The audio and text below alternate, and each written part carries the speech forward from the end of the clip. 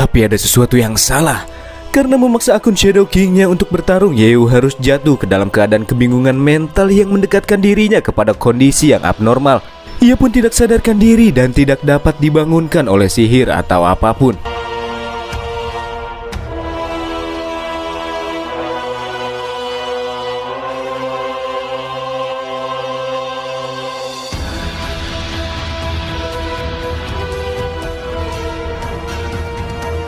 Di saat membuka kedua matanya, Yeu pun sadar bahwa yang ia lihat kali ini bukanlah bumi tempat tinggalnya. Yang ia lihat saat ini adalah pemandangan dari sebuah kota di malam hari yang disinari dengan cahaya rembulan yang berwarna merah darah. Ini adalah efek dari bentuk Shadow King yang ia paksakan sehingga Yeu ditarik secara paksa ke dunia spiritual Shadow King, di mana dirinya harus menyelesaikan quest yang terkait dengan dunia ini untuk bisa keluar menuju dunia nyata. Sesaat setelah melihat-lihat ke area sekelilingnya, terdapat banyak warga yang terkena semacam penyakit. Tapi level dari orang-orang ini tidak cukup tinggi. Yeu pun mengira jika quest kali ini mungkin takkan cukup sulit. Tapi sistem kembali menjelaskan jika di dalam dunia Shadow King ini akun-akun raja takkan bisa diaktifkan. Namun Yeu akan memperoleh satu akun yang secara random dipilih oleh sistem, dan akun tersebut adalah Crazy Mouse dengan gelar Master of Alchemy yang tidak dapat diubah-ubah olehnya. Yang artinya Yeu juga tidak bisa mengganti kemampuan Crazy Mouse ke Master Engineering. Tentu kondisi ini membuatnya semeraut. Coba bayangkan, dia harus melakukan quest dengan level aslinya, yakni level 13. Apalagi akun Crazy Mouse-nya ini bukan akun petarung, dan dengan gelar Master Alchemy yang cuma bisa membuat semacam obat-obatan seperti potion-potion gitulah. Apalagi pada saat-saat pikirannya semeraut ini malah muncul seekor serigala bulan iblis berlevel 25. Kesialan apa lagi ini, ungkapnya. Namun ini akan menjadi quest pertama bagi Yeu di dalam dunia Shadow King ini, dan dia mesti bertahan sampai terbit fajar. Namun kendati demikian, MC kita ini masih punya segudang akal di dalam pikirannya. Walaupun tidak bisa mengganti akun rajanya, Yeu masih punya beberapa item di dalam storage-nya yang bisa ia gunakan untuk bertahan hidup. Ia pun lantas mengeluarkan shield energy tingkat tinggi. Tapi lagi dan lagi sistem memberitahukan kalau Yeu tidak bisa menggunakan persenjataan di atas level 50 yang ia buat dengan akun Crazy Mouse Master Engineering miliknya. WTF, sial sekali sistem ini. Kenapa tidak memberitahu lebih awal? Yeu pun kesal, padahal si monster serigala sudah berada tepat di depan matanya. Jadi Yeu lantas menggantinya dengan shield energy yang memiliki level rendah untuk dapat mempertahankan diri. Sudah lama sekali Yeu merasakan perasaan ini, perasaan berkeringat dingin melawan monster level rendah.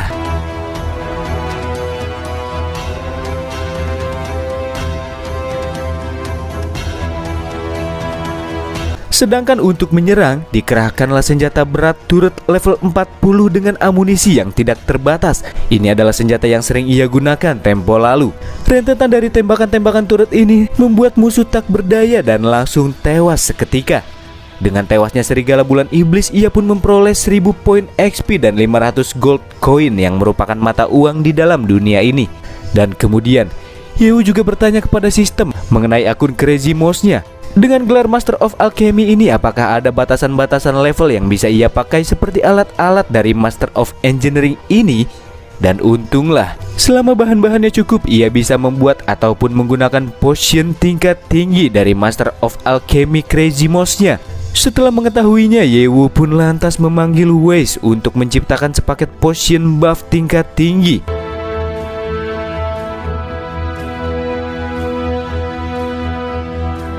Dan setelah semua tercipta, ia pun tanpa basa-basi memakai paket komplit. Ada peningkatan atribut dasar, kekuatan, ketahanan, serangan kritikal, dan dengan menggunakan paket komplit tersebut saat ini Yeu setara dengan level 50-an. Dengan semua buff ini, bos level 60 pun takkan sepenuhnya menjadi masalah untuknya dalam jangka waktu tertentu.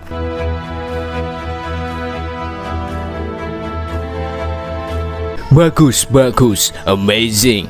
Kemampuan yang begitu hebat bisa membunuh makhluk mutan dengan mudah. Tapi sepertinya aku belum pernah melihatmu. Apakah kau orang asing? Ucap seorang pria berambut putih yang muncul setelah menyaksikan pertarungan Yeu. Pria ini bernama Laguna dengan level 25.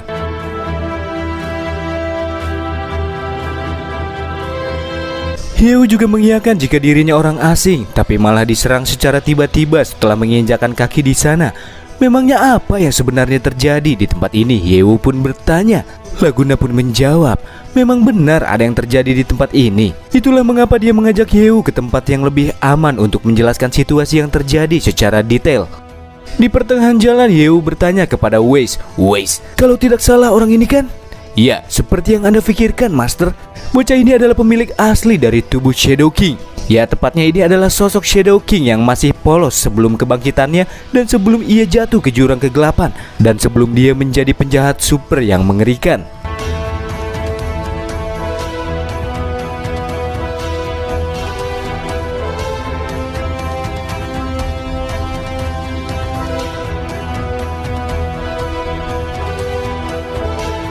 Hingga akhirnya tibalah keduanya ke tempat peristirahatan sementara Laguna.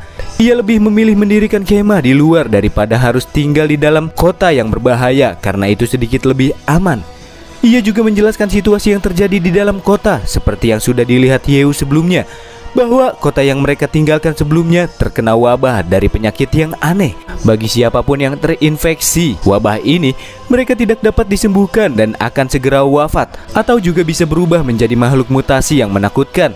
Bukan hanya terjadi pada manusia, namun wabah ini juga berlaku untuk setiap hewan dan kota tersebut diperkirakan akan segera binasa tidak lama lagi dengan wabahnya yang akan segera menyebar ke seluruh negeri. Yewu pun kemudian berpikir apakah ia bisa menghilangkan wabah ini dengan mengendalikan keterampilan Master of Alchemy-nya. Menurut Weiss itu memungkinkan, tapi dia harus mengidentifikasi serta mempunyai resep untuk membuat potion yang tepat. Selain itu, jika Yewu benar-benar berniat untuk menyelamatkan semua orang, tentunya potion yang ia buat juga tidak sedikit dan akan memerlukan biaya yang tidak sedikit pula. Apalagi Yewu juga punya utang sebanyak 500 juta yang harus ia lunaskan. Mana bisa dia mengeluarkan uang cuma-cuma untuk tujuan beramal. Tapi jika dipikirkan secara baik-baik, jika ia bisa menyelamatkan seluruh negeri, pasti akan hadiah yang besar. Dan itu bisa ia gunakan untuk melunasi hutang-hutangnya. Yewu pun mulai terbawa suasana. Pas lagi senang-senangnya, Laguna menyadarkannya karena ia ingin mengatakan hal lain kepada Yewu. Tapi sebelumnya ia mengeluarkan lencana sambil memperkenalkan bahwa dirinya merupakan seorang hunter magang yang berasal dari Serikat Hunter Order dan baru saja mendapatkan misi untuk menemukan seseorang yang bernama Dr. Victor. Jadi, si Dr. Victor ini hilang di saat ia pergi ke pedesaan untuk memetik herbal yang akan ia gunakan untuk meneliti cara menghasilkan ramuan untuk membuat obat menyembuhkan wabah. Dan karena itulah, putrinya mengumumkan misi untuk mencari Dr. Victor yang hilang. Alasan mengapa si Laguna mengambil misi tersebut karena Dr. Victor ini adalah orang yang baik dan pernah merawatnya di masa lalu.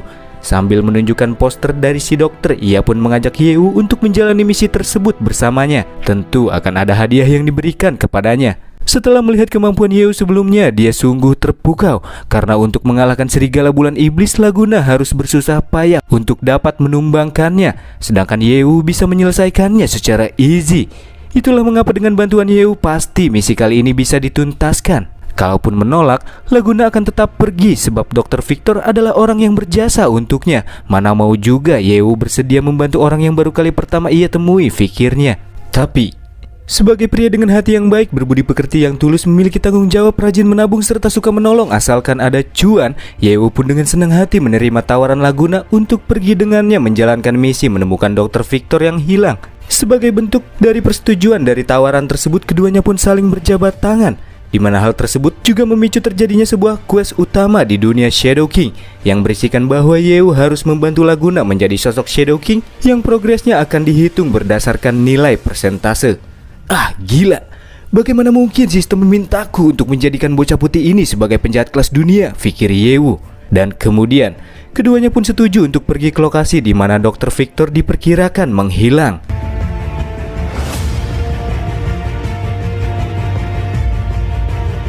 Di pertengahan jalan karena masih belum terlalu paham dengan quest yang muncul, Yewu pun kembali bertanya kepada sistem apakah ia harus membantu Laguna menjadi sosok Shadow King seutuhnya agar bisa keluar dari tempat ini. Sistem pun menjelaskan tidak seperti itu, karena proses dari quest utama tersebut akan memakan waktu yang sangat panjang bila ingin diselesaikan, di mana Yewu hanya perlu menyelesaikan quest lain yang akan ditentukan nantinya untuk bisa keluar kembali ke dunia nyata. Sedangkan aliran waktu di dunia Shadow King dan dunia nyata itu berbeda. Setelah Yew keluar dari dunia Shadow King, maka ia akan kembali ke titik awal pada saat masuk ke dunia ini. Dan karena merasa penasaran, Yew pun bertanya kepada Laguna mengenai apa yang disebut dengan Serikat Hunter Order ini, dan apakah gaji yang didapatkan Laguna sudah UMR. Hingga akhirnya diketahui jika Serikat Hunter ini adalah sebuah organisasi kuno yang sudah berdiri lebih dari 100 tahun yang lalu. Organisasi ini dibentuk pada saat dunia diserang oleh para iblis dan pada saat pasukan-pasukan kerajaan mereka tidak berdaya saat melawan sosok para iblis. Di saat itulah para hunter dan pendeta bersenjata mulai bermunculan. Dengan menggunakan senjata kuat dan sihir suci membuat mereka mampu untuk mengusir para iblis dan seketika menyelamatkan dunia. Setelah para iblis berhasil dimusnahkan, orang-orang ini menolak berbagai penghargaan yang diberikan oleh sang raja. Namun sebagai gantinya mereka membentuk organisasi gereja untuk melindungi kota dan desa yang secara resmi diberi nama Serikat Hunter Order. Seorang hunter itu tidak mempunyai gaji yang tetap. Itu semua tergantung dengan seberapa sulit misi yang diselesaikan. Semakin tinggi tingkat kesulitannya, maka akan semakin besar pula pendapatan mereka. Dan dalam misi ini, Laguna yang merupakan seorang hunter magang akan diangkat menjadi hunter resmi dan mendapatkan 40 gold coin sebagai imbalan apabila ia bisa menyelesaikan. Dan itu akan dibagi dua kepada Yew nantinya. Tapi sepertinya 20 koin emas ini adalah jumlah yang sangat kecil bagi Yew yang mempunyai utang 500 juta yuan. Dan ia pun kemudian mengecek berapakah total uang yang ia keluarkan setelah memakai bentuk spesial Shadow King. Loh, kok uangnya masih utuh? Yew pun kaget. Apakah ini karena ia ditarik paksa ke dunia Shadow King untuk melakukan quest, jadi dia tidak perlu membayar? Jangan mimpi, pure. Ia pun diguyur sistem. Nyatanya setelah kembali ke dunia nyata, pemakaian uang dari pertarungan sebelumnya akan tetap diakumulasikan.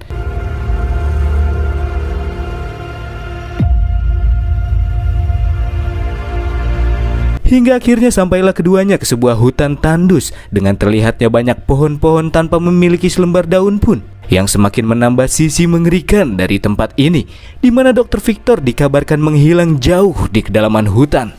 Di saat yang bersamaan dari arah belakang muncul pula 3 orang pria berkuda yang diketahui juga berasal dari Serikat Hunter. Mereka juga mengenal Laguna sebagai hunter magang, dan itu dipimpin oleh si pria dengan penutup mata berlevel 38 bernama Raijin. Oh, kirain siapa? Aku datang ke hutan ini karena misi untuk menyelesaikan misi mencari Dr. Victor yang hilang, ungkap Laguna. Tapi menurut Raijin, dia hanya akan mati jika pergi sendirian. Senior, aku tidak sendirian. Aku akan pergi bersama Yew, ucap Laguna. Raijin yang melihat bocah level 13 bersama Laguna ini pun menganggap bahwa si rambut putih itu pasti akan menggunakan bocah level 13 ini sebagai umpan pada saat keadaan yang genting. Mendengar kata-kata yang diucapkan Raijin, ia pun mulai panas. Tapi bila mengingat kata-kata tersebut dilontarkan oleh sang senior yang lebih kuat darinya, Laguna tidak bisa berbuat apa-apa dan hanya bisa menundukkan kepalanya. Sedangkan Yew masih memperhatikan konflik yang terjadi di antara mereka.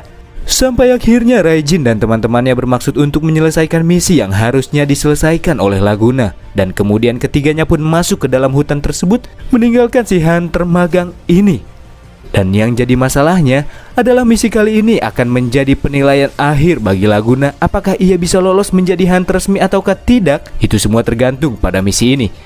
Nampaknya Raijin dan kawanannya sudah mengetahui hal tersebut, dan mereka bermaksud untuk membuatnya tidak diloloskan dalam penilaian Laguna. Dia pun terlihat sangat frustasi. Hei, apakah kamu orang yang mudah menyerah saat menghadapi keterpurukan? Ucap Yew yang datang menghampiri. Dan setelah Yew memberikan beberapa kata-kata motivasi Mario teguh, Laguna yang merasa tersentuh kemudian kembali bangkit dan akan menemukan Dr. Victor lebih dahulu sebelum ditemukan Raijin dan kawanannya. Seusai memberikan kata-kata Golden Ways motivasi, progres dari kemajuan quest utama bertambah ke angka 1%. Singkat cerita, setelah menelusuri ke dalam hutan, sampailah Yew dan Laguna di sebuah pemakaman yang menjadi lokasi di mana si Dr. Victor mencari bahan obat-obatan dan kemudian menghilang di dalamnya. Entah mengapa dan apa maksud dari si dokter yang mencari bahan-bahan obat di tempat yang aneh ini, tapi itu tertera di dalam keterangan misi yang diterima Laguna.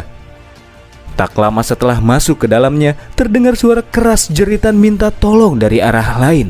Laguna yang mendengar jeritan tersebut pun langsung bergegas ke arah suara tersebut berasal, sebab ia sangat yakin jika suara tersebut 100% adalah suara Raijin.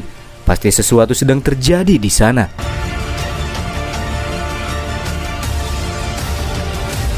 Dan sesampainya di sana ternyata benar, Raijin nampak terlihat tengah disudutkan oleh The Protector, The Defender, The Keeper, The Guardian of the Makam. Iya, dia adalah seekor bos monster penjaga makam, dan kita sepakat untuk memanggilnya dengan sebutan Sang Bos Kuncen.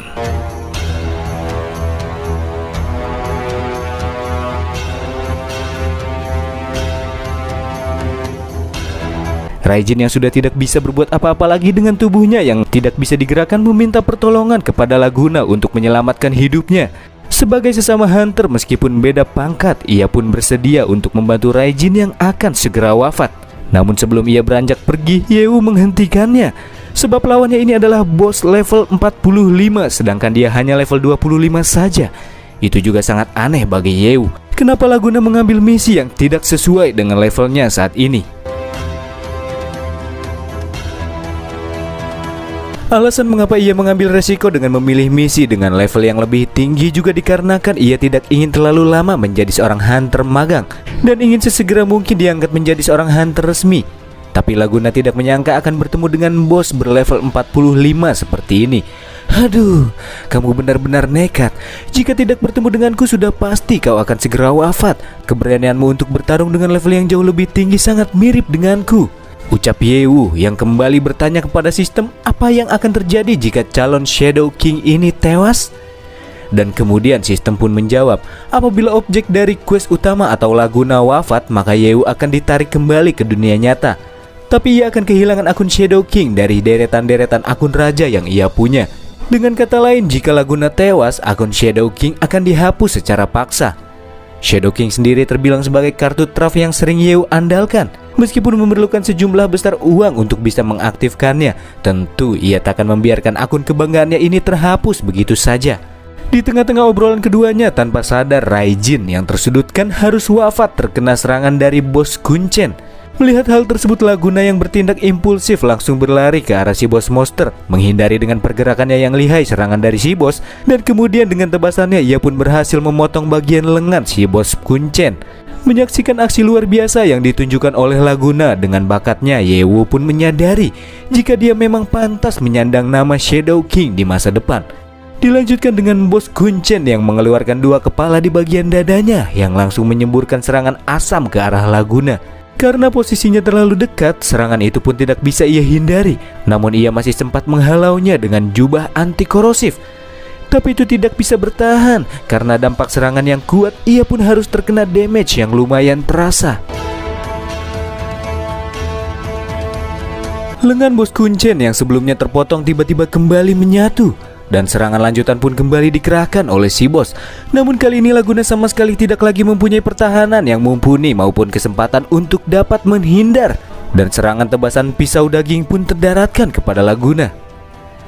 Namun tanpa disangka-sangka dan diduga-duga, aksi Yeu yang sigap berhasil menyelamatkan Laguna yang membantunya menahan serangan lawan dengan item Shield Energy level 35. Jika kamu tidak mau terkena tembakan, maka larilah, teriak Yeu sambil mengeluarkan senjata turret dengan amunisi yang tak terbatas.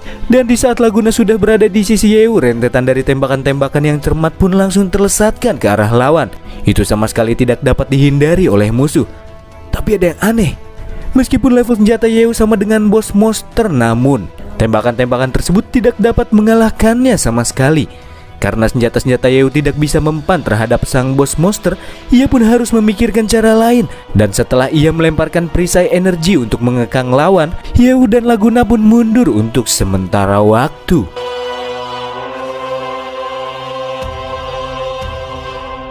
Di tengah-tengah pelariannya juga terdengar suara yang mengatakan, "Woi bocah idiot!" Dan muncullah seorang pak tua dari dalam salah satu peti mati yang mengejutkan keduanya. Dan ternyata itu adalah si Dr. Victor yang sedang dicari-cari oleh Laguna. Wow, sepertinya kemampuan survival di alam liar si pak tua ini tidak buruk, pikir Yeu yang dia membisu dan sedikit berkeringat dingin. Si rambut putih juga menyatakan kepada si dokter bahwa alasannya datang ke tempat ini tidak lain tidak bukan untuk menyelamatkannya. Walaupun sebenarnya si dokter nampaknya tidak membutuhkan bantuan keduanya sih, tapi karena sudah begini, ya... Dia pun kemudian menjelaskan bahwa pada awalnya monster tersebut adalah seorang penjaga makam yang terinfeksi wabah. Tapi makhluk tersebut mengumpulkan mayat-mayat yang belum membusuk dan memasukkan tubuh mayat-mayat tersebut ke dalam perutnya dan kemudian menjahitnya.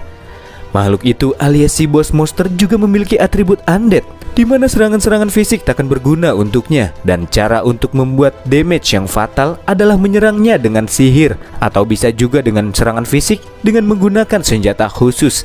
Senjata-senjata khusus ini biasanya digunakan oleh Serikat Hunter Order yang didoakan oleh Price dan memiliki atribut suci di dalamnya. Itulah mengapa Laguna bisa memberikan serangan fatal kepada si bos monster sebelumnya, sedangkan serangan Yeu tidak bisa bekerja sama sekali. Dalam situasi ini Yeu sempat teringat tentang pelajaran di sekolahnya dulu. Selain sihir atribut suci dan senjata sihir, seseorang juga bisa menggunakan recovery potion untuk menyebabkan damage kepada undead. Dan kemudian Laguna pun meminjamkan senjata sucinya kepada Yeu. Tidak perlu. Aku punya sebuah ide yang lebih berani, ungkapnya. Sementara itu amukan dari bos Kuncen akhirnya bisa menghancurkan perangkap yang dibuat Yeu sambil makhluk ini berteriak, "Darah, darah, darah." Wow, apakah kamu menginginkan darah? Nih, mamam recovery potionku. Yeu melemparkan sebotol recovery potion level 50 ke arah bos Kuncen. Dan ternyata benar, damage yang dihasilkan cukup fatal dan berasa untuk si bos. Efeknya ini ternyata benar-benar di luar dugaan. Recovery potion level 50 itu memang benar-benar bekerja. Tapi, bagaimana bisa kau bocah level 13 punya potion level 50? Tahukah kau seberapa berharganya benda itu? Ungkap Pak Tua yang merasa kaget. Tapi Yeu sih santai-santai saja karena dia punya banyak potion semacam ini. Dengan santainya dia juga mengeluarkan recovery potion level 100 untuk membunuh si bos Kuncen dalam satu serangan. Dan tanpa basa-basi Yeu pun langsung melemparkannya ke arah si bos Kuncen, di mana makhluk tersebut lantas berniat untuk kabur dari lemparan botol mengerikan Yeu. Namun ia sudah tidak sempat, ia pun harus wafat.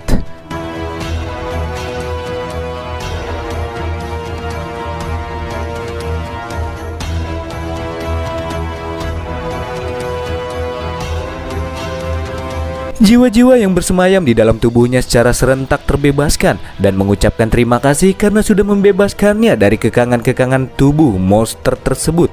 Serius, bocah ini benar-benar bisa mengalahkan bos dalam hitungan detik saja. "Hei nak, siapa sebenarnya kau ini?" tanya Dr. Victor.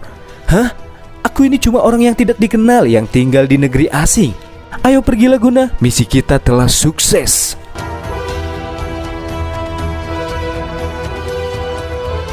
Tapi sebelum bergegas pergi dari pemakaman, tak lupa pula Yeu memungut drop item yang diantaranya adalah 20.000 poin XP, 50.000 gold coin, dengan satu buah item epic yang disebut dengan jaringan penyakit. Itu merupakan bagian organ tubuh mutan yang terinfeksi.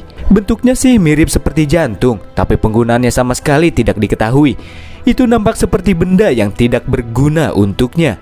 Di sisi lain, setelah melihat seorang pria yang tidak diketahui dari mana asalnya serta memiliki berbagai item-item aneh di usia yang begitu muda, membuat si dokter merasa curiga dengan siapakah dan apakah tujuan Yeu yang sebenarnya. Meskipun Laguna mengatakan jika Yeu adalah orang yang baik, tapi si dokter takkan percaya dengan semudah itu. Tunggu dulu, dari mana kamu mendapatkan itu? Iya, pertanyaan si dokter merujuk kepada jaringan penyakit yang Yeu dapatkan dari si bos monster. Dan faktanya, inilah yang dia cari-cari. Si dokter selama ini mencari-cari benda yang saat ini digenggam oleh Yeu. Itu adalah bahan yang sangat langka dan hanya bisa diperoleh dari orang mati. Setelah membolak-balikan mayat yang berada di sana untuk mencari benda tersebut, dia tidak menyangka jika ini terdapat di tubuh sang bos Kuncen, di mana jaringan penyakit ini juga akan memainkan peranan penting untuk mengetahui asal muasal dari mana wabah tersebut berasal. Dan karena itulah Dr. Victor meminta benda tersebut kepada Yeu. Entah berapapun harga yang harus ia bayar untuk mendapatkannya, itu harus ia dapatkan sekalipun hal tersebut akan memiskinkan dirinya sendiri. Sebab benda itu sangat penting baginya, ucap si Pak Tua sambil ia bersujud di depan Yeu.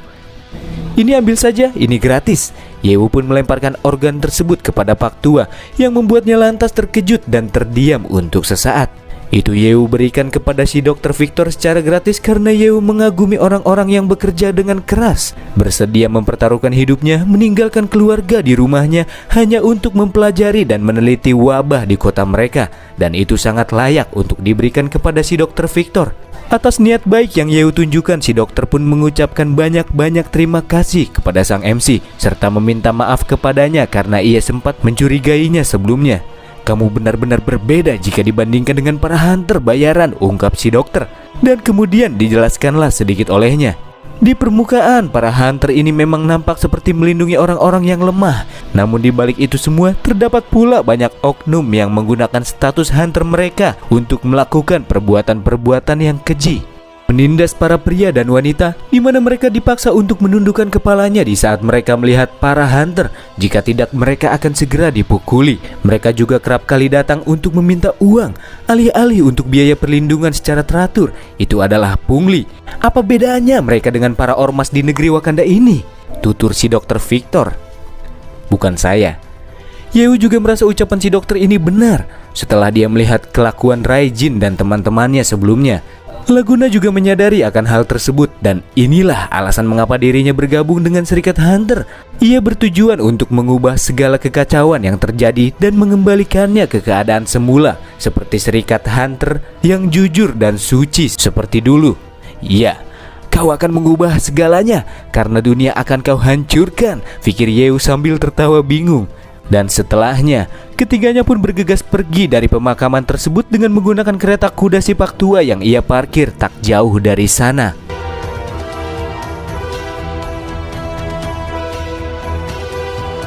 Di arah jalan pulang masih membicarakan seputar wabah, di mana si dokter sedang mengatakan karena kekurangan bahan penelitian yang kurang memadai, selama ini Dr. Victor masih belum bisa mengetahui asal mula wabah secara ilmiah. Tetapi ada satu petunjuk non-ilmiah yang diketahui. Asal mula penyebaran wabah menurut rumornya terkait dengan infeksi darah. Dan semua itu tertuju kepada sebuah organisasi misterius yang disebut dengan Gereja Mystic Blood sebagai dalangnya, di mana organisasi ini juga menyembah dewa kuno. Hanya saja, keberadaan mereka masih belum diketahui dan si dokter pun masih belum melihat mereka dengan mata dan kepalanya sendiri. Jadi keasliannya masih diragukan. Si dokter juga sempat mendengar rumor yang mengatakan bahwa orang-orang dari Gereja Mystic Blood ini sering pergi ke berbagai desa dan kota untuk mengobati penduduk desa. Dan obat khusus yang mereka gunakan adalah darah misterius kuno. Dan ada dua pernyataan yang bertentangan akan hal tersebut. Beberapa orang mengatakan bahwa setelah mereka menerima perawatan dari Gereja Mystic Blood, mereka berhasil pulih dengan tubuh yang jauh lebih kuat.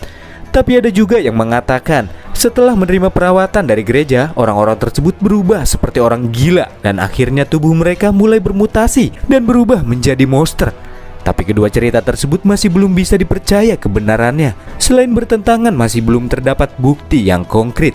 Karena merasa sangat tertarik, Yew pun mengatakan di dunia asalnya juga terdapat beberapa legenda tentang dewa-dewa kuno. Apakah ada yang disebut dengan Lacorne di antara dewa-dewa kuno yang kamu ketahui, Pak Tua? Tentu ada, tapi orang-orang di sana biasa memanggilnya dengan dewa kuno bermata seribu, Lacorne. Karena orang-orang di sini tahu nama asli dari sosok dewa kuno tersebut, Yew pun berpikir bahwa dirinya pasti bisa menguak informasi yang lebih berguna dari sang dewa kuno lainnya, supaya membuat dirinya lebih siap jikalau ia harus berhadapan dengan mereka suatu saat nanti. "Lalu dewa kuno mana yang disembah oleh Gereja Mystic Blood?" tanya Yew. Dan si dokter pun menjawab, itu adalah sang dewa kuno darah kegelapan, Baird.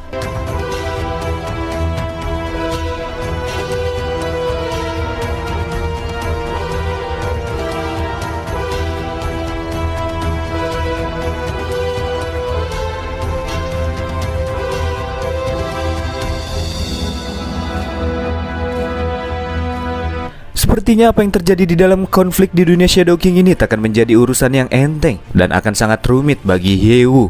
Sebagai seorang pemula, Laguna juga baru tahu pertama kalinya mendengar hal tersebut. Itu sungguh aneh, padahal dia sendiri merupakan bagian dari anggota Serikat Hunter, di mana Serikat Hunter sendiri pernah melakukan penyelidikan untuk mencari tahu mengenai kebenaran serta identitas dari Gereja Mystic Blood ini. Diikuti dengan meningkatnya quest utama Progress Shadow King yang naik ke angka 2%, yang artinya dewa kuno ini akan memainkan peranan penting bagi Laguna untuk menjadi sosok dari Shadow King nantinya. Apakah untuk menyelesaikan quest utama sesegera mungkin aku harus mempertemukan keduanya? Pikir Yewu. Karena masih kekurangan informasi tentang dewa kuno yang satu ini, ia pun kembali bertanya kepada Dr. Victor. Namun Dr. Victor menghentikan obrolan tentang topik ini sebab ia sudah terlalu jauh. Jika melakukan obrolan lebih lanjut, ia takut terkena kutukan. Hah? Tidak disangka-sangka Dr. Victor yang bergelut di bidang sains akan percaya dengan hal-hal seperti ini. Dan dia pun mengiyakannya. Segalanya yang terjadi di dunia yang ia tempati ini sangat jauh bila difikirkan dengan akal sehat saja. Itu tidak dapat dipungkiri.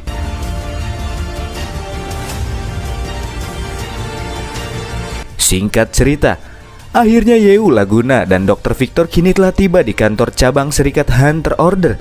Tidak seperti kantor, namun tempat ini lebih terlihat seperti sebuah bar zaman dulu. Sedangkan di lantai 2-nya terdapat pula area di mana hanya anggota gereja tingkat tinggi sajalah yang bisa masuk ke dalamnya.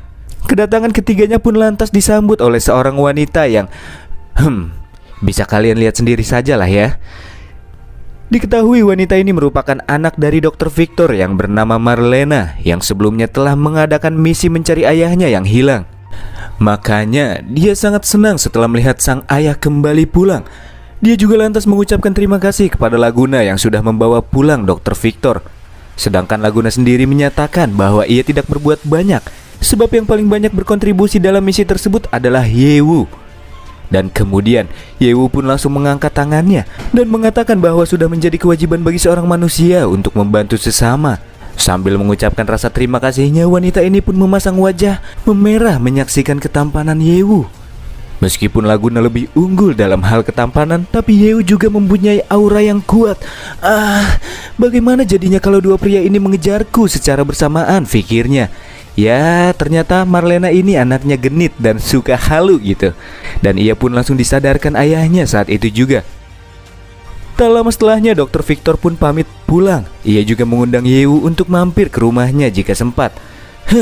Ada-ada saja kelakuan anak dan ayah yang aneh ini. Di tengah-tengah antrian barisan loket untuk melakukan klaim dari misi yang sudah Laguna selesaikan, nampak terlihat hunter lain di dalam barisan yang merasa tidak percaya bahwa Laguna sudah menyelesaikan misi yang padahal dengan levelnya yang saat ini itu diperkirakan tidak bisa ia tangani. Itu merupakan kejadian yang luar biasa. Selain melaporkan misi yang telah ia selesaikan, 3 buah lencana hunter milik Raijin dan teman-temannya pun ia serahkan karena mereka sudah tewas dalam insiden ini. Tentu saja kejadian ini menuai sejumlah kontroversi. Bagaimana mungkin bisa mereka tewas, sedangkan Laguna yang levelnya berada di bawah mereka masih selamat dan tidak terluka sama sekali. Seorang hunter botak yang ada di sana pun mengira jika dia sudah menjebak Raijin dan kawanannya. Hingga terjadilah adu mulut di antara keduanya. Namun sebelum situasi semakin memanas, muncullah 2 orang berlevel tinggi bernama Sarin dan Christina yang menghentikan perdebatan antara Laguna dan si botak.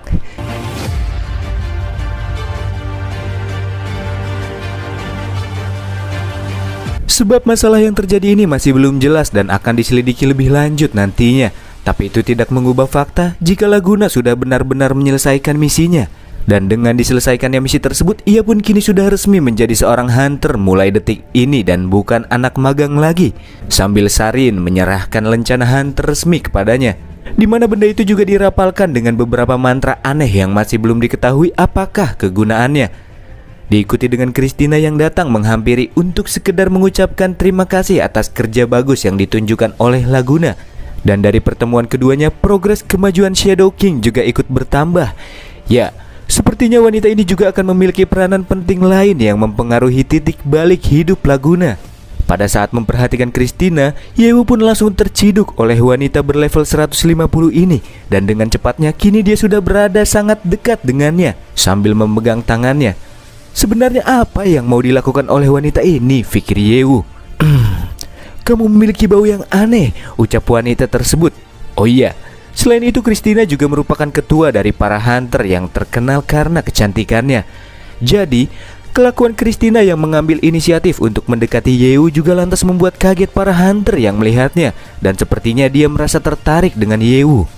Dengan agak canggung, Yewu pun bertanya terkait dengan apa yang dimaksud dengan baunya yang cukup aneh sebelumnya. Apakah ini karena dirinya berasal dari negeri asing, jadi baunya aneh? Bukan. Outfitmu memang terlihat sangat aneh. Tetapi baumu ini lebih berbeda dan lebih misterius daripada negeri asingmu, ungkap Christina. Di sisi lain, Laguna yang melihatnya meyakinkan Christina jika Yew ini merupakan orang yang baik. Tapi kendati demikian, kehadiran warga asing seperti Yew ini takkan disambut dengan baik di tempat mereka. Itulah mengapa wanita ini menyarankan kepada Yew untuk bergabung dengan Serikat Hunter untuk mendapatkan status Hunter jika mau tinggal dalam waktu yang lama. Di mana tawaran secara langsung ini juga merupakan sebuah pengecualian bagi sang MC. Tapi Yew harus menolaknya dengan alasan jika ia tidak pantas karena level miliknya terlalu rendah. Ia lebih memilih untuk mencari kerjaan yang lebih mudah. Tentu, itu hanya sebuah alasan saja.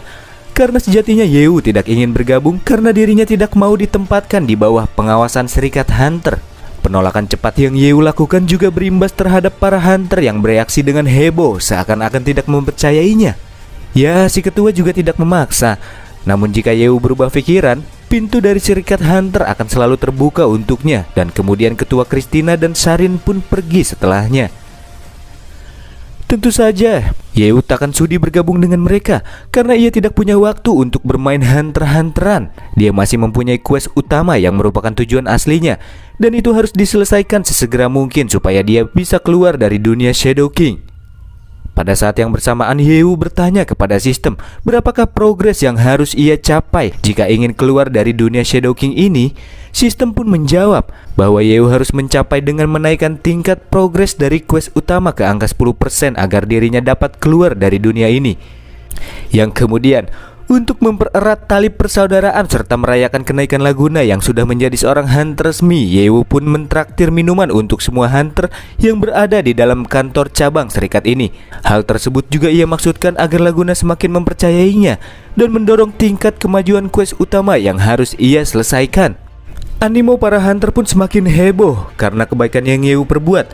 Sementara itu, Laguna sendiri merasa tidak enak dengan Yew yang sudah membuang-buang uangnya yang juga ia lakukan berdampak positif baginya. Sebab dengan traktiran ini tentunya membuat hubungan internal di antara Laguna dan hunter lainnya semakin harmonis. Sambil menatap segelas anggur yang diberikan oleh Yew, Laguna pun mengucapkan rasa terima kasih kepadanya, yang diikuti dengan naiknya tingkat quest utama ke angka 6% dalam waktu sekejap. Karena tingkat kepercayaan Laguna kepada Yew semakin besar, para hunter yang sebelumnya masih belum menerima Laguna juga mulai bersikap baik kepadanya. Ia pun ditarik oleh mereka ke meja minuman, sedangkan Yew tidak ikut karena ia harus memikirkan rencana selanjutnya. Dunia Shadow King ini juga seperti dungeon khusus bagi Yew, di mana ia bisa menghabiskan dan menghasilkan uang secara bersamaan. Jadi ini juga akan menjadi kesempatan yang bagus untuk bisa menghasilkan lebih banyak uang.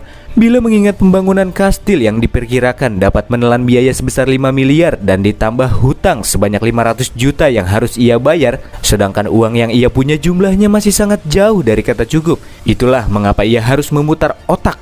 Dan itulah kenapa Yew berniat untuk pergi ke rumah Dr. Victor esok hari untuk mengetahui informasi lebih lanjut terkait wabah, mencari sumber wabah, dan kemudian merumuskan formula untuk membuat penangkal dan menjualnya kepada negeri ini.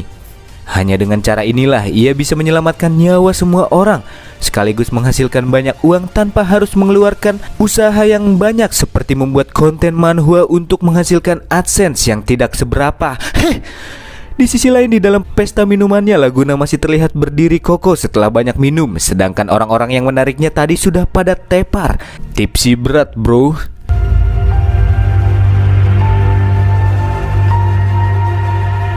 Laguna pun mengakui jika dirinya memang sudah seperti ini sejak kecil. Entah itu air ataupun anggur, asalkan cair, dia bisa meminumnya dan tidak ada kata kembung di dalam kamusnya. Sambil sedikit menghela nafas, Yew pun berpikir, ya, kamu bahkan bisa meminum darah di masa depan. Apakah skill khusus Shadow King terbentuk dari karakteristikmu? Hingga akhirnya pesta minuman tersebut pun berlanjut sampai keesokan paginya. Sedangkan Yew sangat khawatir dengan uangnya yang juga menurun drastis karena harus mentraktir semua orang malam ini.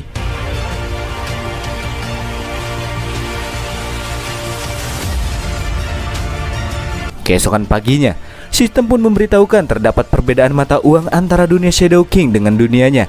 Perbandingan rasionya sendiri sekitar 1:1000. Jadi 500 gold coin yang sudah ia habiskan untuk minuman tadi malam setara dengan 500.000 yuan.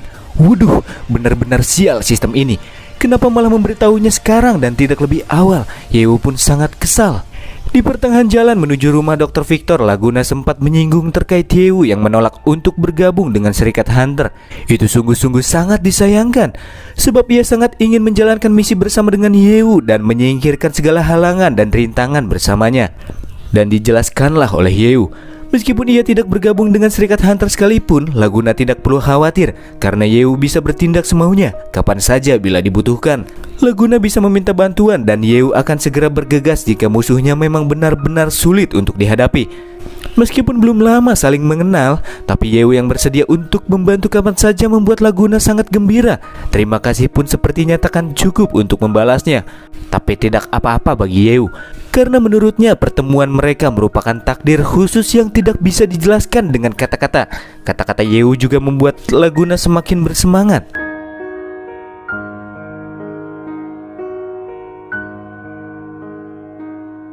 Selain bertujuan untuk menyelesaikan quest, kemampuan Shadow King juga sudah menyelamatkan Yewu berkali-kali pada saat-saat kritis. Ini juga alasan lain mengapa Yewu sangat ingin membantunya. Tetapi dalam situasi ini, entah ini adalah bantuan ataukah sebaliknya, sebab ini merupakan jalan menuju jurang kegelapan, kesuraman yang akan menantinya di masa depan, dan Yewu sendirilah yang akan mengantarkan itu kepadanya. Sungguh sebuah ironi. Tapi izinkan aku menemanimu hingga akhir, ungkap Yewu di dalam hati. Hal tersebut juga diikuti dengan naiknya angka quest utama Shadow King ke 8%.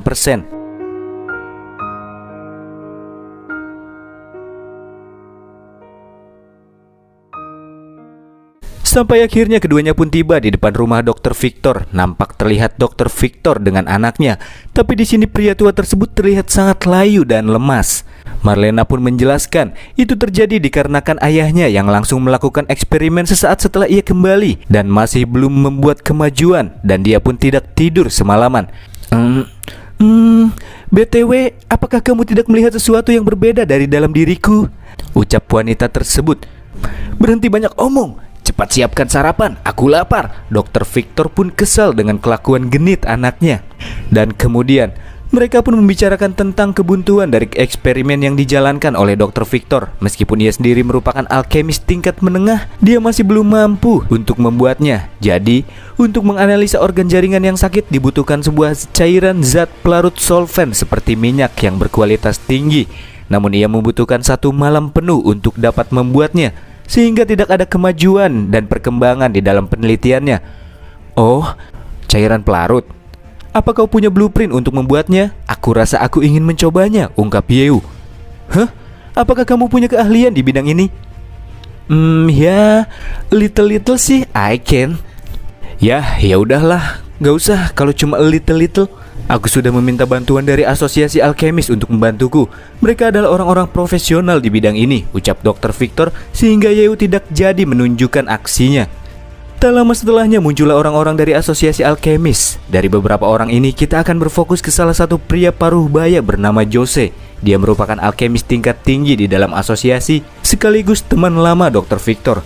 Dr. Victor sendiri menghormati dirinya karena asosiasi juga telah lama melakukan penelitian untuk membuat potion guna menghilangkan wabah yang terjadi. Meskipun faktanya, potion-potion yang mereka kembangkan untuk menghilangkan wabah masih belum pernah terbukti khasiatnya. Di sisi lain, potion-potion yang dibuat oleh asosiasi juga dimonopoli oleh para bangsawan dengan harga belinya yang terus dinaikkan. Dan karenanya status asosiasi mereka pun semakin terangkat, yang sepertinya ada semacam permainan di antara para bangsawan dengan asosiasi alkemis ini. Diketahui pula hanya ada 1 orang master alkemis yang berada di negeri mereka, dan itu adalah presiden asosiasi itu sendiri. Mengetahui fakta tersebut, Yewu pun berpikir dengan master alkemi dari Crazy Mouse-nya, ini juga akan menjadi peluang untuk menghasilkan uang yang banyak selama ia menunjukkan keahliannya. Terima kasih sistem karena aku sempat menyalahkanmu, pikir Yewu yang terbawa suasana, yang diikuti dengan munculnya quest baru.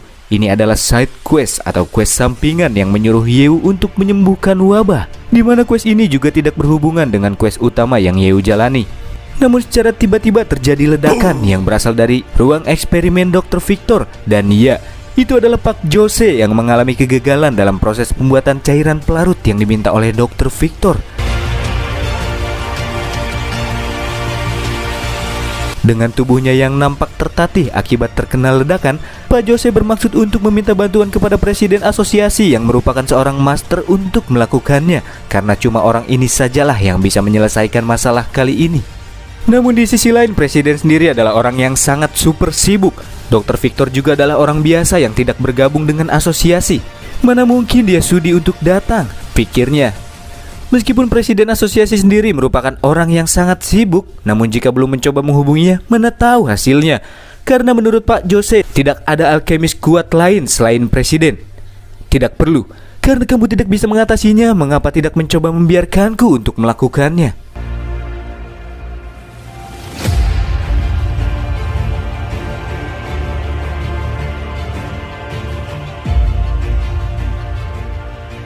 Itikat baik yang Yeo sampaikan ditentang oleh beberapa orang yang berasal dari asosiasi.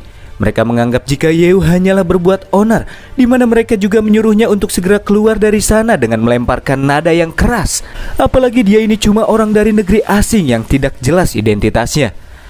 Dr. Victor yang datang menghampiri kemudian menekan situasi dengan memberitahu kepada mereka jika Yeo adalah dermawan yang telah menyumbangkan jaringan penyakit. Eksperimen kali ini pun takkan bisa terjadi bila tanpa bantuannya. Dia juga mengatakan bahwa Yeo lah orang yang sudah mengalahkan seekor bos monster mutasi tingkat tinggi. Dari hal itu pula Pak Jose bertanya kepadanya, apakah Yeo mengerti tentang bidang alkemi? Hehehe, little sih I can.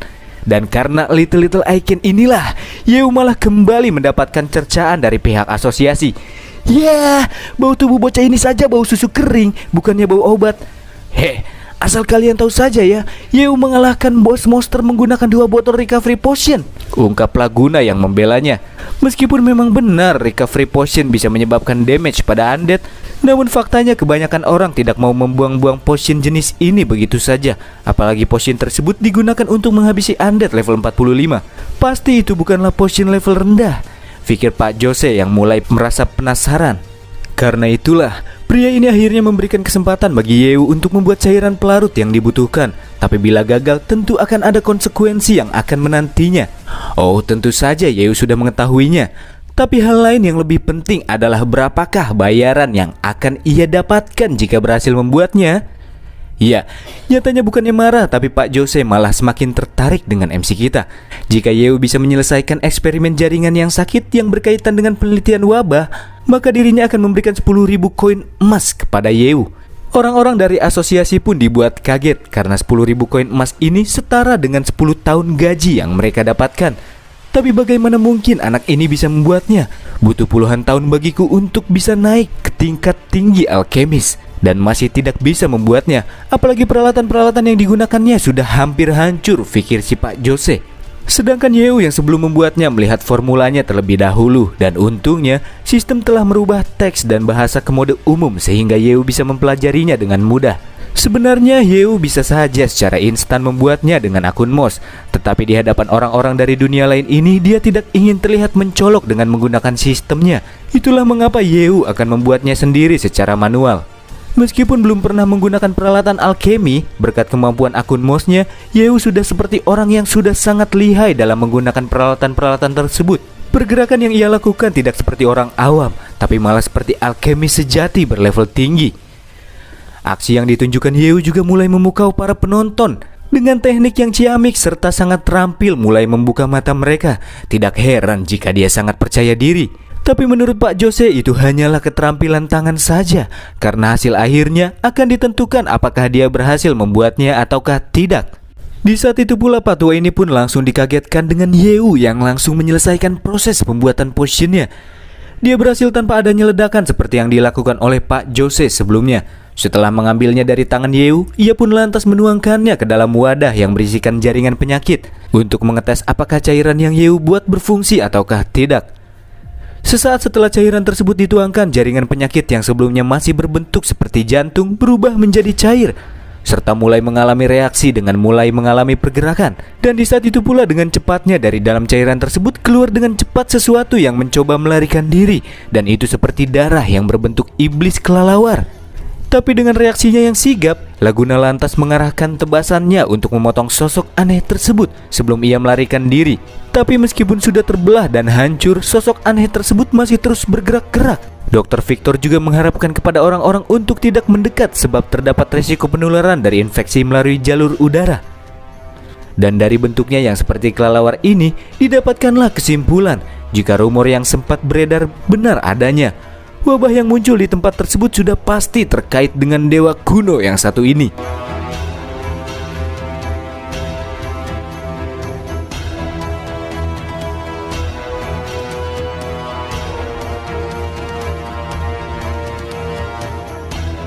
Kini tujuan Yew selanjutnya adalah menemukan gereja Mystic Blood untuk mengetahui lebih banyak misteri tentang Dark Blood Secret God Birds. Bukan hanya untuk menjalankan quest utama, tetapi ini juga akan menjadi faktor yang penting terkait dengan keselamatan Yew sendiri. Sekarang dia sudah memiliki informasi tentang dua dewa kuno, tetapi masih belum tahu dengan yang lainnya. Entah mereka bersembunyi di bumi atau bahkan di dunia lain, Yew pun tidak tahu. Tapi yang pasti Yew harus mencari tahu dan mengambil tindakan secepat mungkin, karena jika tidak akan ada resiko ancaman dari dewa kuno yang bisa terjadi kapan saja.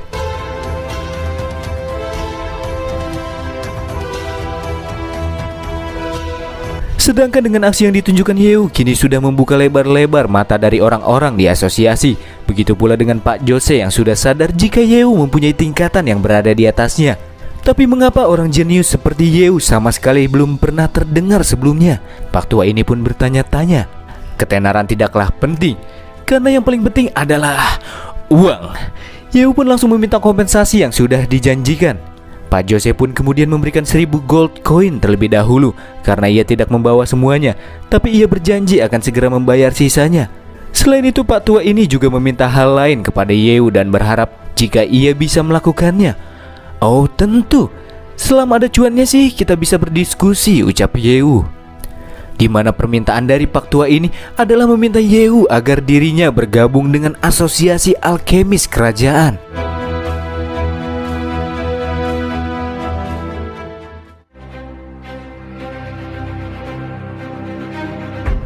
Perekrutan yang diajukan Pak Jose untuk menarik Yew demi bergabung ke asosiasi alkemis berlangsung secara mendadak. Para anggota dari asosiasi pun sempat dibuat kaget sebab rekrutan langsung dari Pak tua ini sangat jarang-jarang terjadi.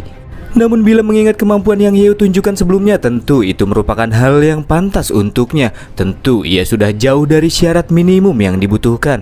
Karena obrolan mereka kurang pantas dibicarakan di depan umum, Pak Jose kemudian mengajak Yew untuk melakukan obrolan di kantornya. Laguna akan ikut pergi dengan Yew, sementara Dr. Victor tidak akan ikut karena masih ada pekerjaan yang harus ia selesaikan. Namun sempat ada sedikit perdebatan di mana Laguna tidak diizinkan ikut ke markas asosiasi. Karena asosiasi mereka memiliki sebuah aturan, yakni para hunter dilarang keras untuk memasuki markas mereka. Tapi karena Laguna merupakan teman Yew, Pak Jose pun memberikan sebuah pengecualian untuknya. Namun Laguna harus menyembunyikan lencana hunternya agar tidak terjadi masalah yang tidak diinginkan. Mereka pun kemudian pergi dengan menaiki kereta kuda sebab markas cabang asosiasi berjarak cukup jauh dari tempat mereka berada saat ini.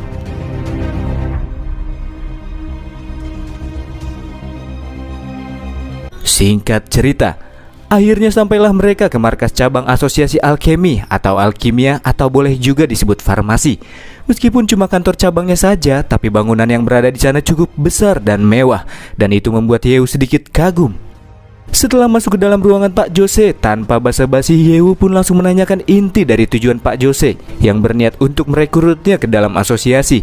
Tentu ada niatan tersembunyi di balik perbuatan pria tua tersebut.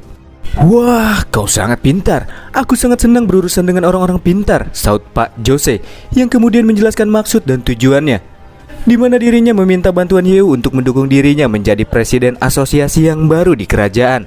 Alasan mengapa ia memilih Yew itu dikarenakan sang MC berasal dari negeri asing dengan latar belakang yang masih bersih, serta tidak membantu faksi manapun, dan hanya orang seperti Yew lah yang bisa dipercaya oleh si Pak tua ini.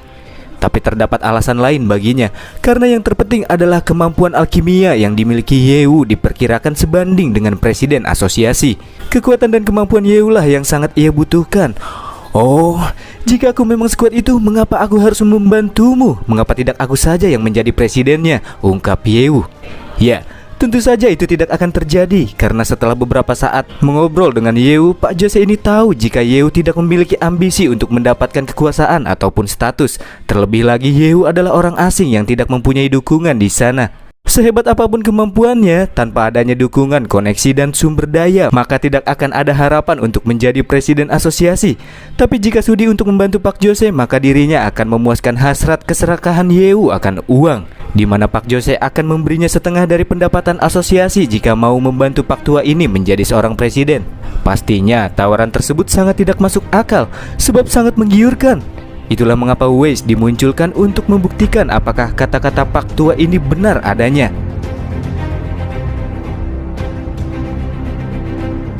Dan setelah diselidiki ternyata benar, Pak Tua itu tidak berkata bohong.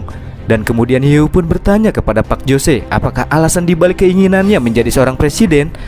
Dan sedikit dijelaskan olehnya bahwa di balik kemewahan ini asosiasi alkemi telah mengalami keruntuhan. Sejak presiden yang digadang-gadang 3 periode ini akan menjabat, beliau telah berkolusi dengan para bangsawan, mengambil keuntungan dari produksi dan penjualan potion, memonopolinya untuk mendapatkan keuntungan yang besar. Dan di saat wabah membludak, fenomena tersebut semakin meningkat. Di masa lalu pada saat hidup di bawah garis kemiskinan, Pak Jose sudah berjanji di depan jasad ibunya yang meninggal karena sakit karena dia tidak mempunyai uang untuk membeli obat-obatan, di mana dirinya berjanji akan menjadi seorang ahli alkimia yang hebat dengan tujuan untuk mengembangkan potion yang mampu dibeli oleh kaum menengah ke bawah. Tapi setelah dirinya menjadi seorang alkemi tingkat tinggi, ia tidak bisa melakukan apapun dan hidup terbawa arus keuntungan yang diambil oleh asosiasi ini. Namun kali ini ia mendapatkan titik balik untuk mengubah hidup serta tujuannya, karena muncul sebuah harapan baru, dan itu adalah Yew. Kaulah orangnya. Dengan kekuatanmu ditambah dengan koneksiku, selama kita bekerja sama untuk mengembangkan potion yang benar-benar menyembuhkan wabah, kau akan mendapatkan prestasi untuk melewati presiden, sehingga menghapus jabatannya dan mendapatkan hak untuk memimpin asosiasi alkemi. Apakah kau ingin membantuku? Ungkap Pak Jose dengan berapi-api. Karena tujuannya baik meskipun itu sangat idealis, Yew pun menyetujuinya. Tidak ada alasan untuk menolak. Selain bisa menghasilkan uang yang banyak, ia juga bisa menyelamatkan nyawa banyak orang. Dan sebagai bentuk dari kerjasama mereka, keduanya pun kemudian berjabat tangan satu sama lain. Sedangkan sisa kompensasi Yew yang masih belum diberikan kemudian diberikan oleh Pak Jose. Tapi dia cuma mempunyai 4.000 koin emas saja. Itu adalah semua harta yang ia punya. Dan mungkin sisanya nanti akan dibayarkan kalau udah gajian. Meskipun gajinya lumayan tinggi, tapi Pak Jose juga memberikan sebagian gajinya kepada Dr. Victor supaya Dr. Victor bisa mengobati orang-orang miskin yang tidak mampu membeli obat-obatan. Mendengar hal tersebut, Yew pun akan menerima pelunasan hutang bila Pak Jose memberikan beberapa blueprint serta bahan-bahan untuk membuat potion kepadanya. Ya, setidaknya blueprint itu tingkat tinggi atau tingkat master. Dan kemudian keduanya pun sepakat.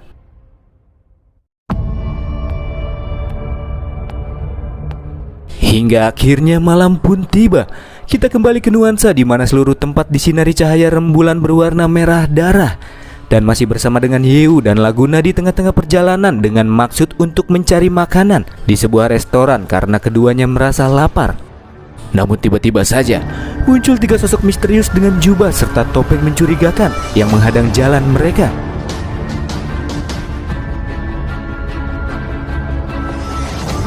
Di mana salah satu dari sosok misterius ini melesat dan melancarkan serangan ke arah Yew, tapi itu berhasil diblok oleh Laguna meskipun pedangnya langsung hancur berkat serangan tersebut. Dari sayap kelelawar yang ditunjukkan oleh sosok tersebut, Yew pun mengira jika ketiganya merupakan orang-orang dari gereja Mystic Blood, sambil ia memasang perisai energi untuk melindungi diri. Tapi itu sama sekali tidak berguna. Perisai Yew langsung dihancurkan sesaat setelah itu dibuat. Itu menunjukkan bahwa level dari ketiga sosok itu sangatlah tinggi dan bukan tandingan Yew maupun Laguna. Yew, pergilah, aku akan menahan mereka, ucap Laguna sambil mendorong Yew secara mendadak. Dan tentu saja Laguna akan tewas dengan mudah jika ia melawan. Di saat-saat yang kritis inilah, sistem memberitahukan bahwa quest utama Shadow King telah mencapai 10% dan Yew pun kembali dilemparkan ke dunia nyata secara paksa.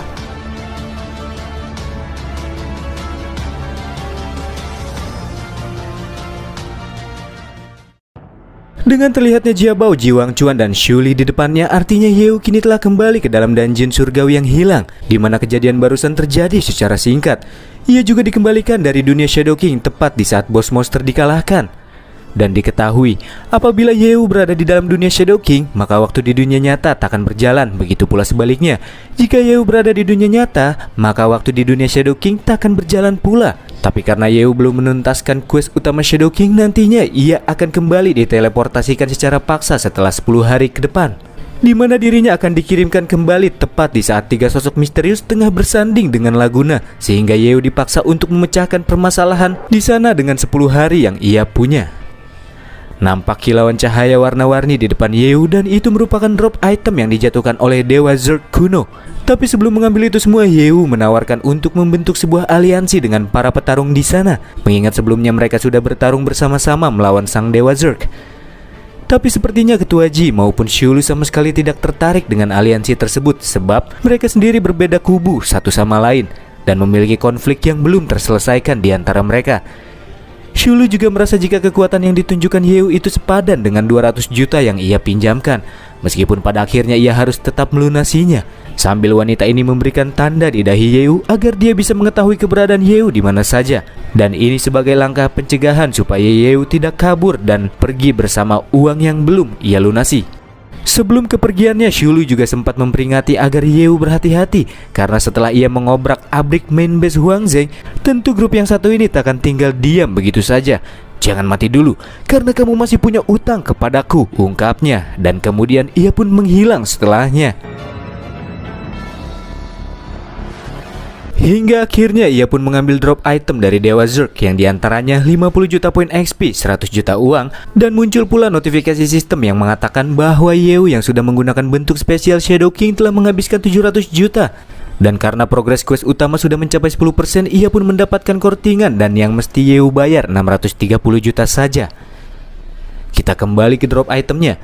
Selain poin XP dan uang, Yeu juga mendapatkan kaki Anthropoda Dewa Zerg, Giant Wings atau sayap Dewa Zerg, Potion Magic Crystal, pecahan Black Slate yang dibutuhkan Ketua Ji, helm Oswald, Magic Sword, busur panah bintang, tameng Dewa Zerg, sebuah summon Magic Crystal, blueprint legendaris, serta kunci dungeon. Yeu pun sangat senang karena semua drop item ini sangat berguna baginya ataupun timnya. Dan yang paling penting itu sudah pasti kunci dungeon dan blueprint legendaris yang berisikan tentang potion racun di dalamnya. Ia pun tertawa seperti orang gila setelah mendapatkannya. Karena terlalu terbawa suasana, Yeu pun sampai lupa kalau dia harus membagi item tersebut dengan si ketua. Dan kemudian si ketua mengatakan bahwa Yeu bisa mengambil semuanya kecuali Black Slate dan kunci dungeon. Yang nyatanya kunci dungeon sendiri merupakan benda yang sangat penting bagi Yeu. Ji Wangchuan sendiri tidak akan menyerahkannya kepada Yeu, karena kunci dungeon ini adalah benda yang sangat diinginkan oleh Tuan Muda Moki. Tapi jika Yeu benar-benar sangat menginginkannya, hanya ada satu cara untuknya, yakni bergabung dengan tim Mogong dan menjadi orang dari Tuan Muda Moki. Dan mungkin dengan melakukan hal tersebut Yeu bisa mendapatkan kuncinya. Itu sama saja dengan perekrutan, tapi di sisi lain itu juga sebuah ancaman. Jika Yeu menolak secara terang-terangan, maka secara tidak langsung ia sudah menantang Tuan Muda Moki. Tetapi jika menyetujuinya, maka ia akan mengkhianati Nona Mokeer. Yeu takkan sudi melakukan pengkhianatan. Karena merasa akan terjadi pertikaian di antara mereka, ia pun bertanya kepada sistem, apakah akun Shadow King masih bisa digunakan? Sistem pun menjawab, tidak. Karena quest utama Shadow King mengakibatkan akun tersebut tidak dapat digunakan untuk sementara waktu, dan bisa ia gunakan kembali setelah tingkat pencapaian dari quest itu mencapai angka 50%. Tapi untunglah tidak terjadi apa-apa, karena Ji Wangchuan akan memberikan tenggang waktu bagi Yeu untuk memikirkannya. Karena Yeu tidak bisa melawan dalam situasi ini dan tidak ingin terjadi apa-apa dengan keluarganya, mau tak mau ia pun harus merelakan kunci dungeon tersebut. Tapi Yeu berjanji dengan dirinya sendiri bahwa ia akan merebutnya kembali. Seusai menyerahkan Black Slate dan kunci dungeon kepada Ketua Ji, ia pun mengajak Yeu untuk segera keluar dari dungeon karena Pak Teknisi sudah selesai melakukan pembangunan portal. Tapi di sini Yeu akan tinggal sebentar. Ia masih mempunyai janji kepada Jiabao untuk menguburkan jasad gurunya. Karena Oswald sudah tewas dan efek dari racun mematikan sudah lenyap, itu tak akan menjadi masalah apabila Yeu memilih untuk tetap berada di sana sementara waktu. Dan kemudian si ketua pun pergi dengan niat untuk melaporkan semua kejadian yang terjadi di dalam misi kali ini kepada grup Hanmo. Oh, terus Yin Huan gimana? Tanya Yeu.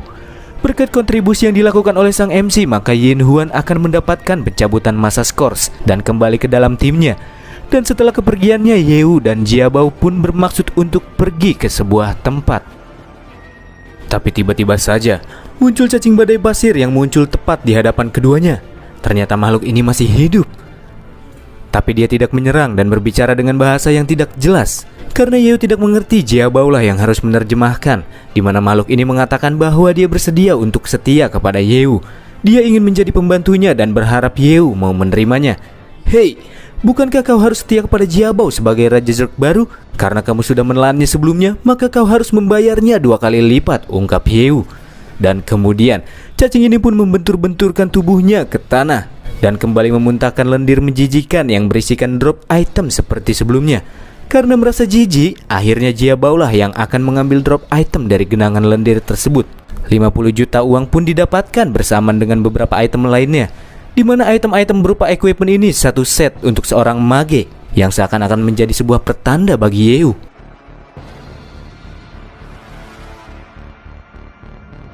Dan setelahnya keduanya pun bergegas pergi ke tempat untuk memakamkan Sword Saint dengan menaiki cacing badai sebagai kendaraannya.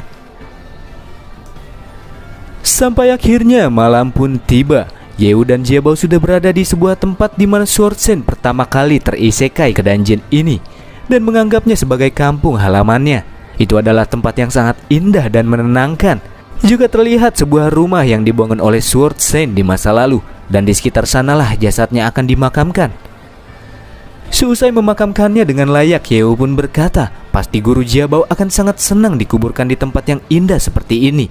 Tidak seperti di dunianya, di mana yang mati tidak bisa memilih tempat untuk dikuburkan dengan layak. Karena dunia manusia sudah berubah sepenuhnya dan mereka harus hidup di dalam benteng kokoh yang mereka buat. Sedangkan di luar benteng mereka hanya terdapat gurun sejauh mata memandang. Itulah mengapa pemandangan seperti ini akan sangat jarang ditemui. Dan kemudian keduanya pun masuk ke dalam rumah Sword Saint. Siapa tahu akan ada informasi yang ditinggalkan olehnya.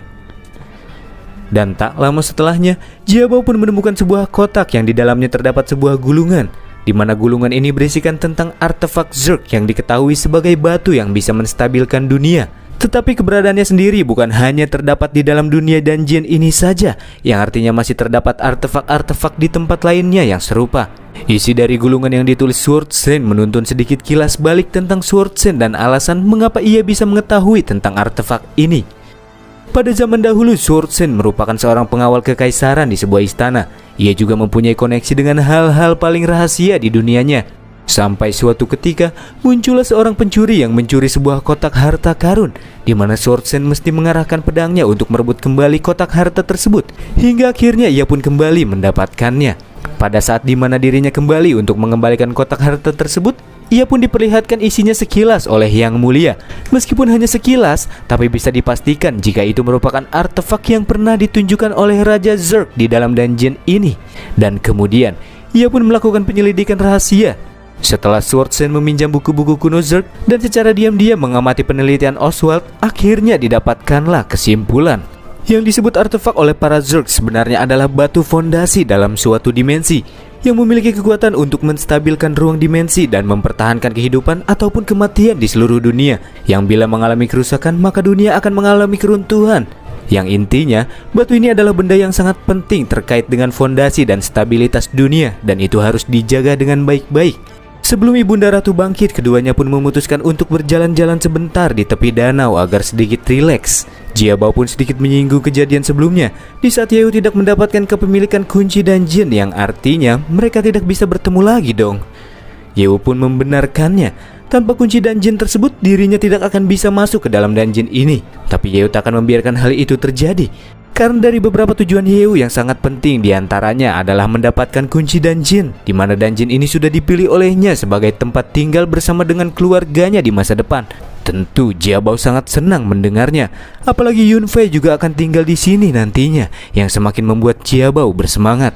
Tak lama setelahnya, Ibunda Ratu pun akhirnya terbangun dengan darah serta mananya yang hanya tersisa 1% saja. Levelnya juga menurun drastis yang diakibatkan dari efek samping setelah ia melepaskan Zerg Essence di dalam tubuhnya. Tapi itu tidak menjadi masalah karena ia masih bisa hidup dan melihat anaknya. Jiabao pun kemudian mengeluarkan Zerg Essence yang sudah ia ambil dari ibunya di dalam pertarungan sebelumnya dan memberikan kembali kepada Ratu agar kekuatannya kembali bertambah. Namun sang Ratu malah menolak. Benda tersebut sudah tidak berarti apa-apa lagi untuknya karena dunia yang mereka tempati sudah kembali damai.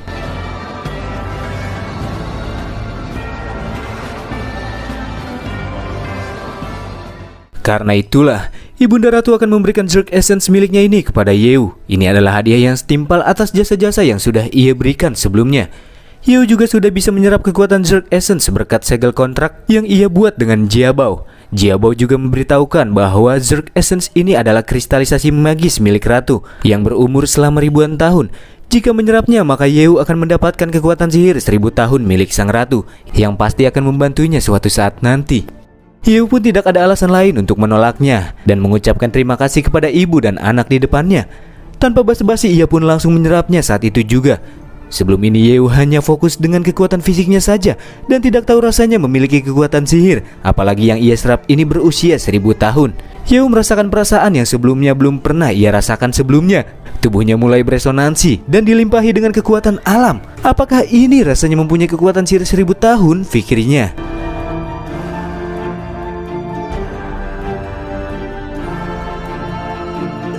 Yang secara tiba-tiba kesadarannya sudah berada di dalam ruang sistem. Sistem pun kemudian menjelaskan karena Yeu telah memperoleh sihir eksternal yang kuat, sebuah akun spesial mengalami reaksi resonansi.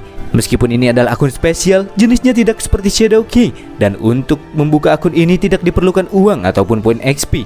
Yeu hanya perlu memasukkan kekuatan sihirnya untuk dapat membukanya. Tanpa ragu-ragu sedikit pun, ia pun langsung melepaskan kekuatan sihirnya kepada akun tersebut.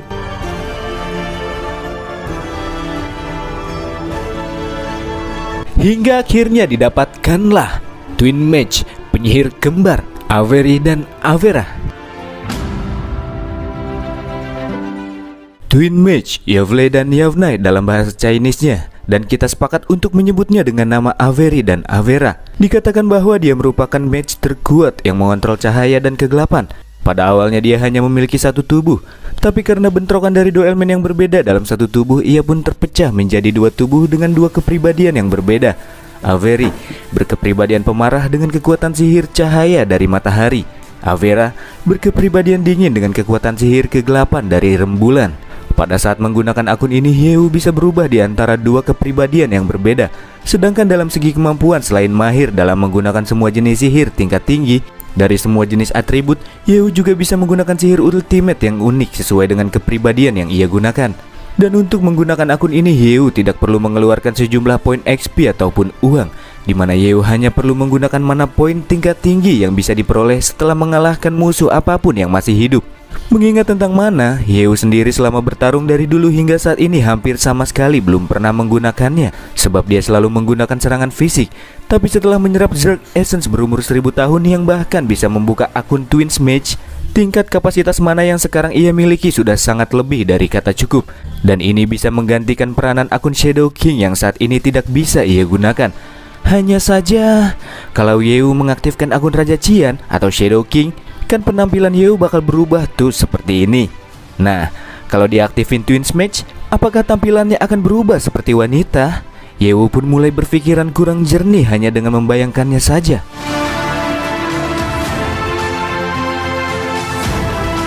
Oh, tentu tidak. Tidak seperti itu cara mainnya. Menurut sistem terdapat dua cara untuk dapat menggunakan akun ini. Yang pertama yakni menggunakan kekuatan sihir akun secara langsung, dan yang kedua menggunakan banyak mana untuk mensamen ke bentuk perwujudan dari akun itu sendiri. Untung saja aku tidak menggunakan pakaian wanita, ucap Yeu. Padahal dari raut wajahnya terlihat sangat menginginkannya. Prik. Dan setelahnya ia pun sekali lagi mengucapkan terima kasih karena sudah diberikan Zerg Essence tersebut, sehingga ia bisa memiliki cukup mana yang melimpah. Dan itu membuatnya merasa jauh lebih kuat dari sebelumnya. Sampai akhirnya mereka pun berpisah di titik ini, karena bagaimanapun juga Yeu harus keluar dari dalam dungeon. Keduanya pun berjabat tangan, di mana Yeu juga memberikan sedikit kata-kata motivasi untuk sang raja yang baru ini. Tapi ini bukanlah akhir dari pertemuan mereka.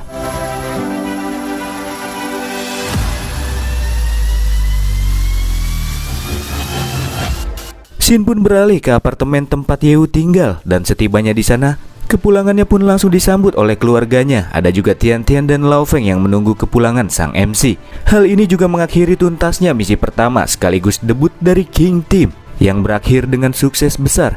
Karena selain bisa mengikutinya, mereka juga tidak mengalami luka-luka dan bahkan level mereka mengalami peningkatan.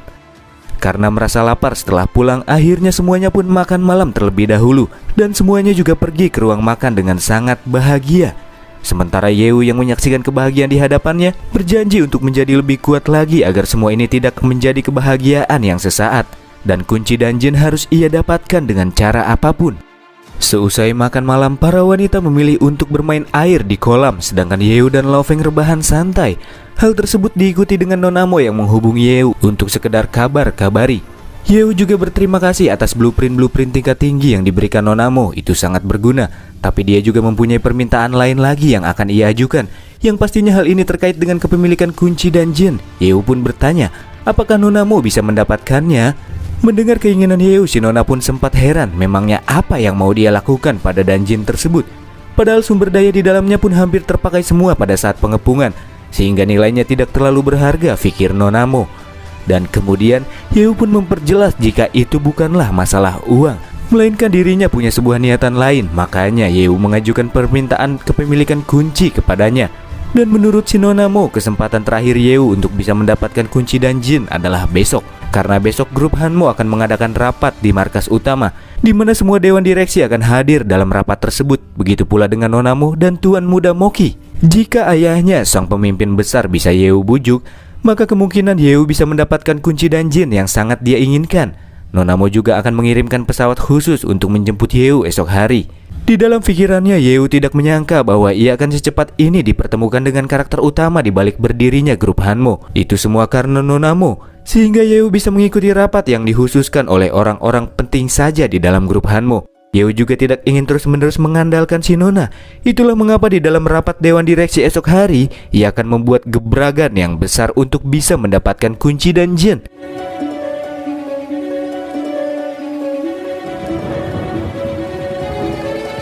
Keesokan harinya, di markas utama grup Hanmo yang berlokasi di zona aman pertama, yang di dalamnya tepatnya di ruang rapat, kita diperlihatkan dengan kumpulan orang-orang dari dewan direksi dan juga orang-orang penting yang tergabung dalam grup Hanmo. Ada juga Yeu yang turut menghadirinya.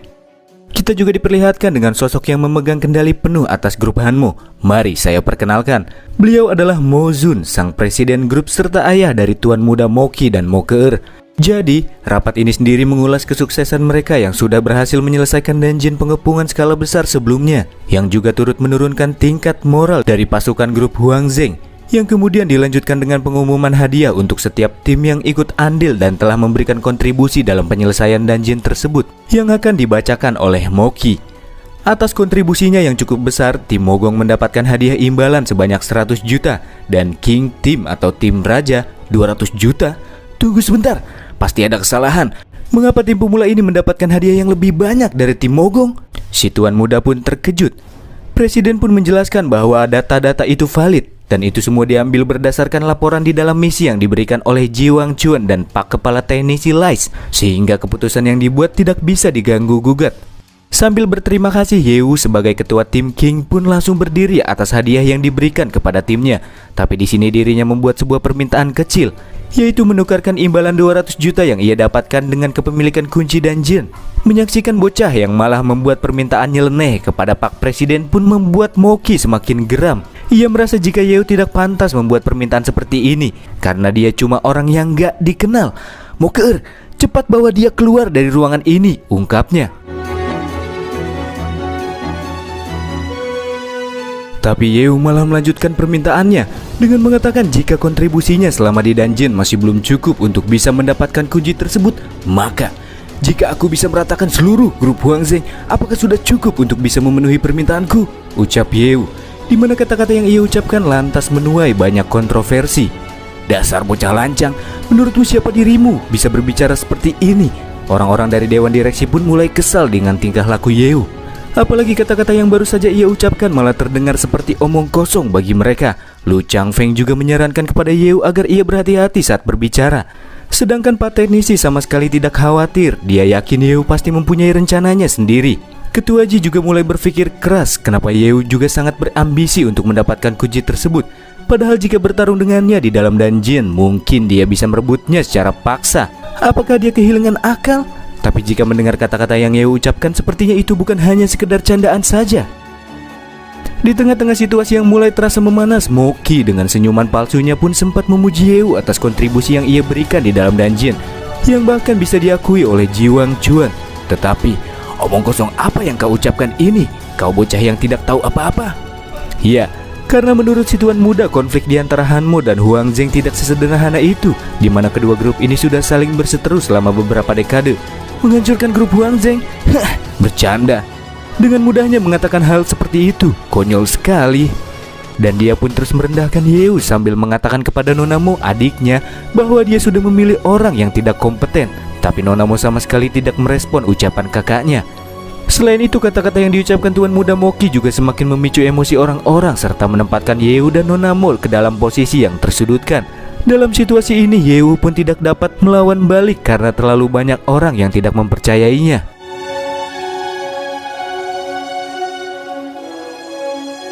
Dan setelahnya, barulah Nona Mo angkat bicara. Memang benar konflik di antara grup Hanmo dan grup Huang Zheng memiliki sejarah yang panjang yang tentunya itu takkan bisa diselesaikan hanya dalam satu malam saja. Tapi Yeu bukanlah seseorang yang bisa digambarkan dengan akal sehat saja. Dia adalah seorang pria yang selalu memberikan kejutan di setiap aksinya. Sebagai contoh, di zona ke-9, dia sudah menghabisi bos dunia dan menyelamatkan nyawa ribuan orang. Apalagi dia juga memainkan peranan penting di dungeon sebelumnya. Jadi pada dasarnya bocah yang mereka sebut ini bukanlah bocah sembarang bocah, tapi dia adalah bocah ajaib. Jadi niatnya untuk membumi hanguskan grup Huang Zheng hasilnya masih belum bisa diputuskan, tutur Nona Mo. Yeu yang mendapatkan sanjungan dari Nona Mo di depan banyak orang pun terlihat sangat senang. Kata-kata Nona Mo juga terdengar cukup masuk akal bagi para dewan direksi yang memikirkannya. Di tengah-tengah perdebatan yang terjadi di antara Moki dan Mokeer, akhirnya sang presiden pun memberikan tanggapan atas permintaan yang Yeu ajukan dan ia terlihat sangat bersikeras. Jika Yeu berhasil menghancurkan Huang Zheng, maka hadiah kunci dungeon itu cuma sebagian hadiah kecil saja yang akan ia dapatkan. Tapi jika gagal, konsekuensi pun akan diterapkan. Tidak hanya untuk Yeu saja, tapi itu juga akan berlaku bagi kehidupan orang tuanya beserta Nona Mokeer yang membelanya. Meskipun begitu, apakah kalian tidak akan berubah pikiran? Tanya presiden. Tentu saja tidak, jawab Nona Mo dan Yeu secara bersamaan. Karena sudah mendapatkan persetujuan, akhirnya rapat pun dibubarkan. Tapi sebelum presiden pergi, 10 hari. Dalam 10 hari aku pasti akan menghancurkan Huang Zheng. Jadi silakan tunggu saja kabar baik dariku, ucap Yeu. Oke, aku akan menunggu, saut sang presiden yang kemudian pergi dari ruang rapat, yang diikuti dengan Moki yang juga merasa tidak sabar untuk menunggu waktu 10 hari ke depan. Seusai rapat tersebut, para pendukung Nona Mo dan Yeu kemudian berkumpul, diteruskan oleh Pak Teknisi yang bertanya apakah Yeu sudah membuat rencana untuk menghancurkan Huang Zheng. Dan jawabannya, tentu saja tidak. Yeu tidak mempunyai rencana apapun, ia hanya mendengar kata hatinya untuk menghancurkan grup tersebut. Wah, orang-orang pun langsung dibuat pusing dengan kelakuan sang MC. Yang meskipun tidak mempunyai rencana khusus, tapi di sini Yeu mempunyai beberapa maksud dan tujuan yang jelas.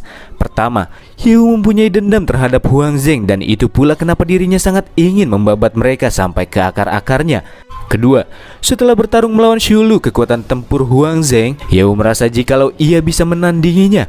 Apalagi kekuatan tempur Huang Zheng sendiri juga telah mengalami penurunan setelah insiden dungeon, dan ini akan menjadi kesempatan yang bagus untuk menyerangnya.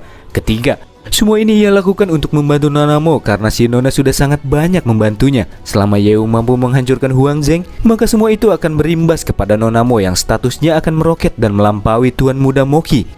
Tapi di sisi lain itu merupakan pertaruhan yang sulit bagi para pendukung Nona Mo, karena jika Yeu gagal, maka kehidupan yang sudah mereka bangun akan hancur seketika. Itulah mengapa Nona Mo takkan memaksa mereka untuk mengikutinya. Kesempatan tersebut juga diambil oleh banyak para pendukung Nona Mo yang memutuskan untuk keluar dan beralih ke sisi lain. Mereka tidak ingin bertaruh kepada Yeu hanya untuk mengancam nyawa mereka sendiri. Dan diantaranya yang tetap tinggal hanya si Pak Tua. Alasan mengapa ia tinggal bukan karena perebutan kekuasaan antara Moki dan Mokeer, tapi karena Yeu. Keputusan apapun yang diambil olehnya, Pak Tua ini takkan ragu-ragu untuk mendukungnya. Sedangkan Yeu yang merasa respect dengan orang-orang yang mau mendukungnya berjanji untuk tidak mengecewakan mereka.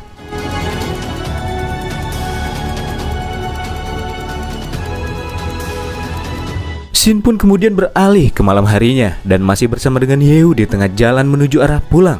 Di sini ia sempat berpikir untuk mendapatkan beberapa informasi dari Pak Tuali terkait dengan grup Huang Zheng. Dan di saat itu pula, Yeu merasakan bahwa terdapat beberapa orang yang sedang diam-diam menguntitnya.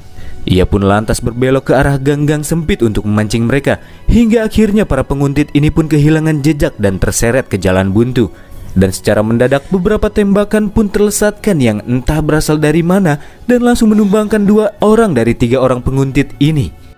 Seseorang yang masih selamat pun tidak menyangka jika Yehu bisa mendeteksi kehadirannya, padahal ia sudah mengenakan jubah kamuflase agar tubuhnya tidak terlihat. Yang ternyata orang ini adalah Ma Huang, si pemburu harta musuh tim Horizon yang faktanya masih hidup, sambil dirinya melemparkan granat asap untuk mengacaukan serangan lawan.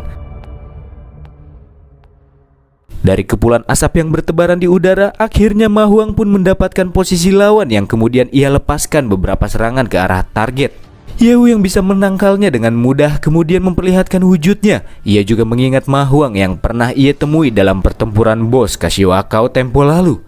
Pada awalnya si penguntit ini berniat untuk mengikutinya terlebih dulu ke tempat tinggalnya Yehu dan membereskan keluarganya sebagai permulaan.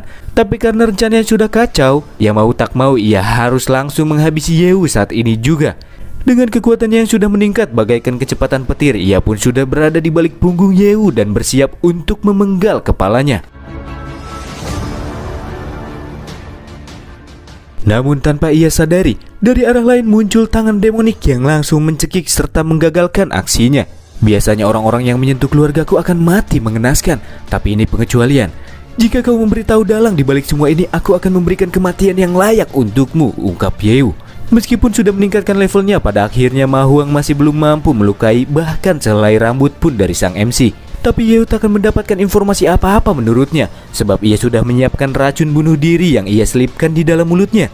Tapi sebelum itu, Mind Control. Ini sebuah skill pengendali pikiran dengan durasi 60 detik bagi lawan yang terkena efeknya. Skill ini ia dapatkan setelah mempelajari buku skill yang dijatuhkan bos Zerg di ruang bawah tanah sekolahnya dulu. Setelah berada di bawah kendali Yehu, Ma Huang pun mengatakan jika orang yang menjadi dalang di balik semua ini adalah salah satu direktur Huang Zheng yang bernama Ling Yuan. Iya, Ling Yuan yang dia maksud adalah wanita yang pernah Yehu lihat di dalam dungeon sebelumnya. Tanpa diduga, wanita ini berniat mengancam keluargaku. Kalau begitu aku akan mengincarnya lebih dulu, pikir Yehu dengan tatapan mode serius.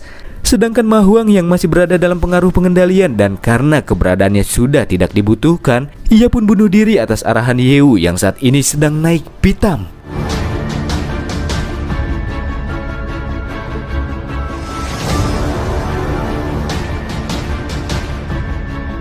Dan kemudian kita pun akan berpindah ke laboratorium Paktuali, di mana Yehu membeberkan kepadanya bahwa ia akan menghancurkan grup Huang Zheng dan Ling Yuan. Namun ia masih kekurangan beberapa informasi. Dan Paktuali juga tidak perlu khawatir karena setelah grup Huang Zheng-nya dihancurkan, Yehu akan merekomendasikan dirinya untuk bergabung ke dalam grup Hanmo. Karena pastinya grup Hanmo tidak akan menolak seseorang yang akan segera menjadi seorang master dalam bidang alkemi. Pak Tuali yang mendengarnya pun sangat senang sebab yang terpenting adalah Yehu yang mau membantunya naik ke tingkat master. Oke, kembali ke topik utama terkait grup Huang Zheng. Menurut Pak Tuali saat ini grup ini sendiri tengah mengalami perpecahan, jadi ini akan menjadi momen yang tepat untuk bisa menyerangnya. Dikatakan pula terdapat 3 kekuatan utama di dalam grup Huang Zheng. Salah satunya adalah faksi Ling Yuan yang menjalankan bisnis pembunuhan, tipu daya, dan sabotase. Faksi ini adalah yang terlemah dan sering melakukan perbuatan curang demi keuntungan grup. Yang kedua adalah faksi Huang Fusheng yang bertanggung jawab dalam hal keuangan dan ekonomi. Dia juga merupakan ketua Huang Zheng saat ini dan melakukan bisnis dalam hal-hal positif. Yang ketiga yaitu Huang Fude. Mereka sendiri terlibat dalam perdagangan senjata dan bisnis tentara bayaran. Dia juga telah mengacaukan banyak orang-orang yang kuat sehingga keberadaannya tidak boleh diremehkan, di mana ketiga kekuatan ini juga saling bentrok satu sama lain. Mereka terlihat agar keberadaannya diakui untuk bisa mendominasi grup tersebut. Di dalam pengepungan dungeon sebelumnya, Ling Yuan sudah kehilangan banyak orang-orangnya. Itulah mengapa ia menargetkan Yehu, ujar Pak Tuali. Dan kemudian tanpa basa-basi Yehu pun langsung meminta alamat Ling Yuan untuk segera bertemu dengannya. Sebelum memberikan alamatnya, Pak Tuali menyarankan kepada Yehu untuk tetap berhati-hati sebab terdapat sejumlah besar pembunuh pro di dalam kediamannya.